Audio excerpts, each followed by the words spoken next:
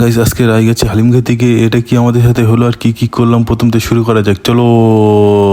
আজকে আমরা সবাই মিলে বার হয়ে পড়লাম। আজকে যাবো রায় গেছে হালিম খেতে। আর কিছুটা যেতে আমার বাইকের খিদে পেয়ে গেল, আমি চলে আসলাম পাম্পে আর বাইকটার হালকা করে খাবিয়ে নিয়ে আমরা ওখান থেকে বার হয়ে পড়লাম রায়গাছির উদ্দেশ্যে। আর কিছুটা যেতেই আমাদের সেই চোখে পড়ে গেল মোহাম্মদপুরের ফেমাস মসজিদ। আর রায়গাছি এসে কপালটা আমাদের এত খারাপ ছিল, হালিমটা শেষ হয়ে গেছে, ওই জন্য আমরা চলে এসেছিলাম আমের লস্যি খেতে। আর লস্যিটা খাওয়া হয়ে গেলে মইদুল আমাদের সাথে একটু উড়িয়া ভাষা দিচ্ছিল।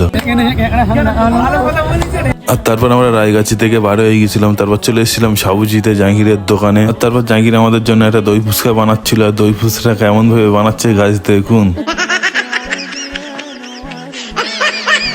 আর দই ফুচকাটা হয়ে গেলে আমাদেরকে দিয়ে দিল আর আমি ঝপাস করে একটা সেঁটে দিলাম।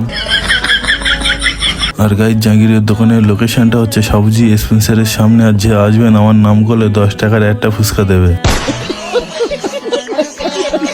আর তারপর আমরা বাড়ির দিকে রওনা দিয়ে দিলাম। আর আমার ভিডিও এখানে শেষ করলাম। আর আমার ভিডিও সবাই একটু লাইক কমেন্ট শেয়ার করে দাও।